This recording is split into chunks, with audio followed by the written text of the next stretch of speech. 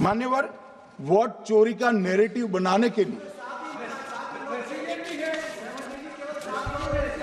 मान्यवर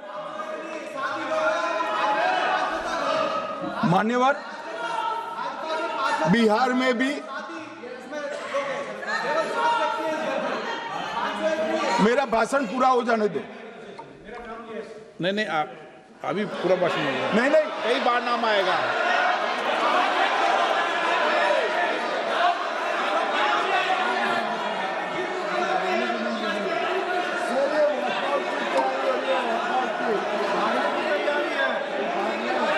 माननीय सदस्य, एक 2 मिनट बैठिए, मैं कुछ बोलना चाहता हूं। 2 मिनट बैठिए, मैं एक मिनट। माननीय सदस्य, 1 मिनट। मान्यवर, मेरा विपक्ष के नेता से एक निवेदन है कि 2 मिनट सुन ले मुझे, बाद में उनको बोलने का मौका दीजिए। मान्यवर 2 मिनट। मान्यवर, मेरा आपसे विनम्र निवेदन है, मैं आधी रात तक बैठने के लिए तैयार हूं, मुझे कोई आपत्ति नहीं। मेरा भाषण समाप्त हो जाए, अरे सुनिए ना भाई, सुनो ना, 2 बड़े बोलते हैं तब बीच में नहीं बोलते। मान्यवर, मेरा भाषण समाप्त हो जाए। प्लीज नहीं। मान्यवर, मेरा भाषण समाप्त हो जाए बाद में, इसमें जितने भी मुद्दे विपक्ष के नेता खड़े करेंगे, मेरी मर्यादा में इसका जरूर जवाब दूंगा, मुझे कोई आपत्ति नहीं। मेरा विनंती इसलिए है मान्यवर,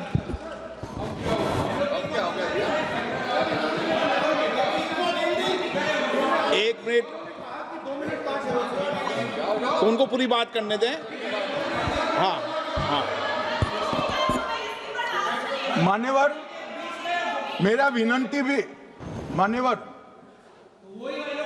नो प्लीज डिबेट नहीं करते बेटे। मान्यवर, मेरा विनंती इसलिए है कि शायद वो जो मुद्दा खड़ा करना चाहते हैं उसका जवाब मेरे आगे भाषण में आ जाएगा तो मुद्दा ही नहीं बचेगा, इसलिए मैं कह रहा हूं मुझे पूरा सुन लिया जाए। मान्यवर, बिहार में एक मतदाता की उम्र 34 साल बताई गई, 34 साल की है, इसको 124 साल बताया गया। सच था कि इसमें उम्र 124 बार छपी थी।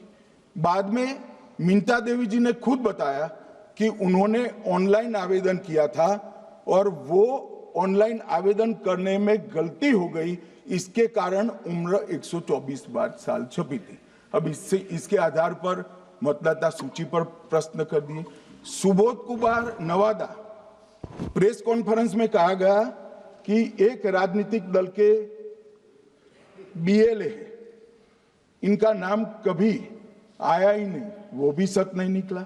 रंजू देवी रोहतास, उनको कहा कि एक कार्यकर्ता, उन्होंने बाद में रंजू देवी जी ने स्टेटमेंट दिया, जबरन बुलाकर उनकी वोटर लिस्ट से नाम काट लिया गया, ऐसा आरोप हुआ। तो रंजू देवी ने यही कहा कि कांग्रेस के कार्यकर्ताओं को कहने पर मैंने गलत जानकारी दी थी। मान्यवर, ये जो प्रेस कॉन्फ्रेंस हुई और उसने जिस प्रकार का देश में माहौल बनाया, चलो ये तो मैंने आरोप जो लगाए थे और सत्य क्या है कहा, मगर मैं विपक्ष के नेता ने जो प्रेस कॉन्फ्रेंस में कहा कि मतदाता सूची ठीक नहीं है, इसको सुधार करना चाहिए, तो भाई गहन पुनर्निरीक्षण क्या है, एसआईआर क्या है, मतदाता सूची का सुधार करने की प्रक्रिया है, और वो कर रहे हैं तो भी विरोध कर रहे हैं, पुरानी मतदाता सूची कर रहे हैं तो भी विरोध कर रहे हैं। भाई मतदाता सूची पुरानी हो या नहीं, आपका हारना तय है, ये मतदाता सूची से नहीं होता। मान्यवर, उन्होंने कहा, अपने लॉजिक के समर्थन में कहा कि भारतीय जनता पार्टी को कभी एंटी इनकम्बेंसी का सामना नहीं करना पड़ता। मान्यवर, एंटी इनकम्बेंसी इनके खिलाफ होती है जो जनहित के विरुद्ध काम करे। ये बात सही है कि भाजपा को एंटी इनकम्बेंसी का फायदा बहुत विरोध बहुत कम करना पड़ता है। हमारी सरकारें बार बार चुनकर आती हैं, चाहे राज्य में है या केंद्र में, परंतु ऐसा नहीं है कि हम 2014 के बाद एक भी चुनाव नहीं हारे। छत्तीसगढ़ में 18 में हारे, राजस्थान में 18 में हारे, मध्य प्रदेश में 18 में हारे, कर्नाटक में भी 14 के बाद हारे, तेलंगाना में हम जीत नहीं पाए, चेन्नई में हम जीत नहीं पाए, बंगाल में भी हम हारे। भाई तो तब तो ये मतदाता सूची बहुत अच्छी होती है, टब से नए कपड़े पहनकर आप शपथ ले लेते हो। उस वक्त मतदाता सूची का विरोध नहीं करते हो, और जब मुंह की पटखनी पड़ती है बिहार की तरह, तब मतदाता सूची का विरोध करते हो। माननीय मेरे दोहरे मापदंड नहीं चलेंगे लोकतंत्र में। जब आप जीतते हो तब चुनाव आयोग महान है, जब आप हारते हो तो चुनाव आयोग निकम्मा है, बीजेपी का कहने पर चलता है। जब आप जीतते हो मतदाता सूची अच्छी है, मतदाता सूची अच्छी है, और जब आप हारते हो तो मतदाता सूची खराब है। मान्यवर, मुझे कोई आपत्ति नहीं, इस प्रकार का भ्रांति फैलाए तो फैलाए। मेरा दायित्व है कि इस देश की जनता को एक ड्यूअल स्टैंडर्ड की जानकारी देना, जो मैं आज इस सदन में खड़े होकर दे रहा हूं। मान्यवर, आगे पर भी मैं इस विषय को कहूंगा, और ढेर सारे आरोपों के मेरे पास जवाब है। जो 3 प्रेस कॉन्फ्रेंस में, एक सादा प्रेस कॉन्फ्रेंस, एक एटम बम वाला प्रेस कॉन्फ्रेंस, एक परमाणु बम वाला, ये तीनों में क्या हुआ, इसके सारे जवाब मेरे पास है। मान्यवर, अब ये कहते हैं कि 2-2 जगह है, 2-2 जगह मतदाता है।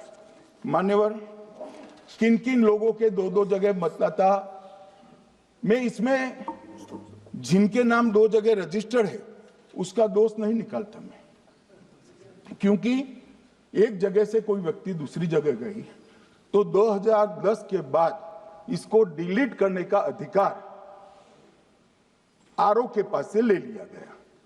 इसके कारण ये विसंगतियां खड़ी हुई है। किसके हैं?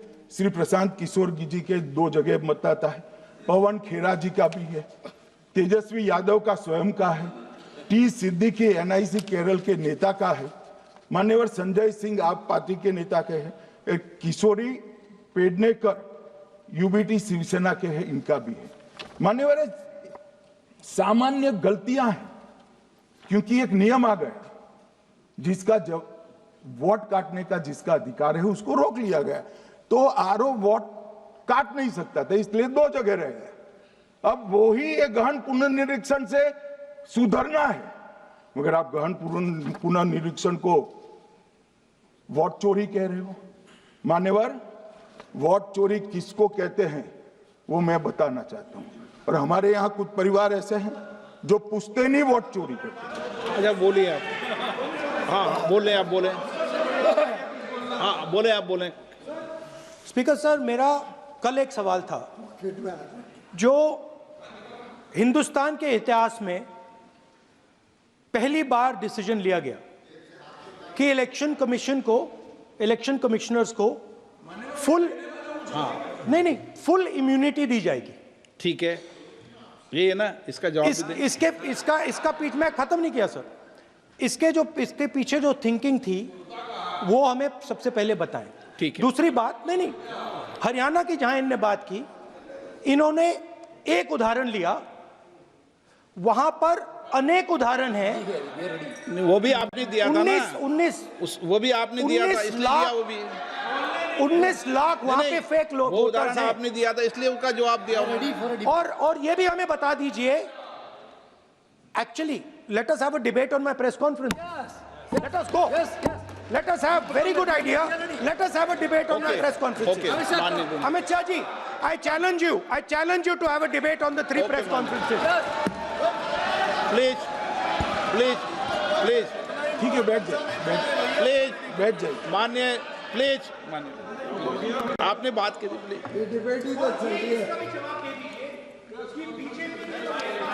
उत्तर प्रदेश में और हरियाणा में दोनों चुनाव में वोट कैसे दे रहे हैं, प्लीज, ये भी जवाब दे दीजिए।